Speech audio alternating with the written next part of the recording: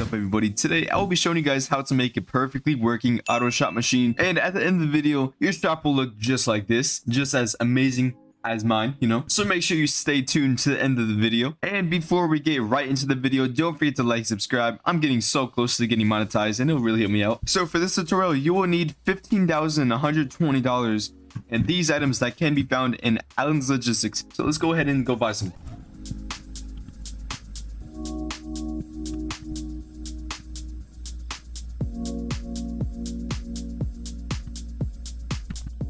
So here's our first item. We need a speaker, we need a donator, we need an ownership manager, we need an interactor, and we need a delay.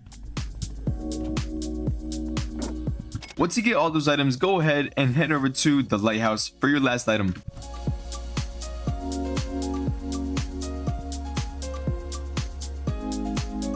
And here you will find the micro storage drawer. And by the way, you can also use this one, but as you can tell, it is a lot more expensive and you'll rarely ever need 250 item slots in one drawer. So go ahead and just buy the small one. So now that we have all of our items, let's go ahead and start assembling it. So the first thing you'll need to place down, go ahead and unbox the donator. I'm gonna have my movement at like 0.25. I'm gonna do that. So go ahead, place the donator. Looks amazing already. But that's not it, we need more. So go ahead and place a delay. By the way, you can place these logic items pretty much anywhere. You can literally place it over there and just wire it all over here. But it's just to make it look better and to hide it. You can just center it, it doesn't really matter. Just make sure it's pointed this way. And now go ahead and grab your ownership manager. And there we go. Make sure it's pointing like this. You can also have it pointed like this so it's easier to see, just like this. I'll keep it like this. And now we will need the speaker right here. Just try to fit stuff in.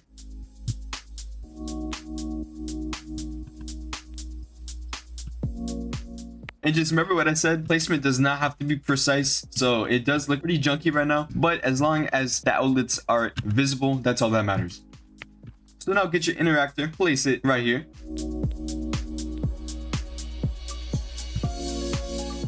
And our last item, we will need the storage drawer. Let's go ahead and place it. So you can place the drawer back here. You can place it in front. What I like to do is place it in front because it does tell the people how much stock is left in the drawer, just in case people buy it, not looking at it. So if you want to, go ahead and place it in the front. That's what I like to do. Make sure it's like tiny bit out like this. Place it. Oh, hold on. Put a little bit more forward. There we go. Let's go ahead and fill it. Let's make it gold because we're rich. All right, now onto the logic part of this video. So go ahead, make a wire on the ownership manager and put it into the right side of the delay. And now after that, get the speaker, put it right here. The interactor, also put it right here.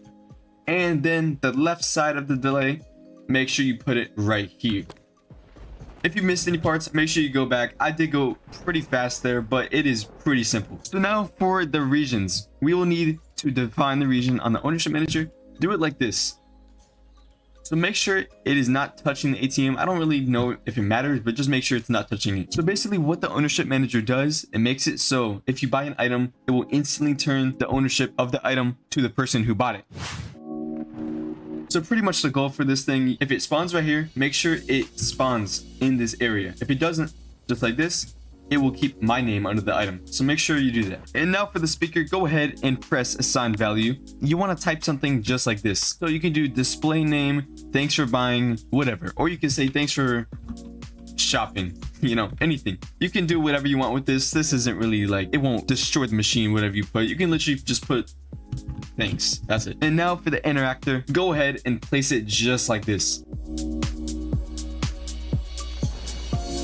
So make sure it is only touching the storage bin because it does bug out a tiny bit if it touches the ATM. Make sure the storage bin is the only thing that the interactor region is inside of. So make sure you be really precise with this. So just like this, let me just put it a tiny bit more. There we go. So now if we buy this, the bone should come out. And there we go. The bone is here and inside my speaker. Thanks. So now I have a little friend right here that is going to test it to make sure the ownership manager works. So go ahead and buy it. Let's see if it works. And just like that, it instantly went under his name and then he can take it. So if you followed the tutorial exactly how I did it, you will have an amazing shop just like me. So now for the optional part, if you want to do this, go ahead and grab yourself a sign, scale it just like this. the way, you don't have to do this. This is just a display option just to make it look better for the customers. There we go. Now you can put your item name just like this. You can put phone, and then you can put how much it is, which I'm gonna put $2. You know, $2. There you go. And now go ahead and assign the value and make sure it is also $2. And there we go. This is a perfectly working machine. It is $2 on the sign. It is $2 on the ATM. It works with the ownership region. So if you enjoyed the tutorial, make sure you like and subscribe, and I'll see you guys in the next one.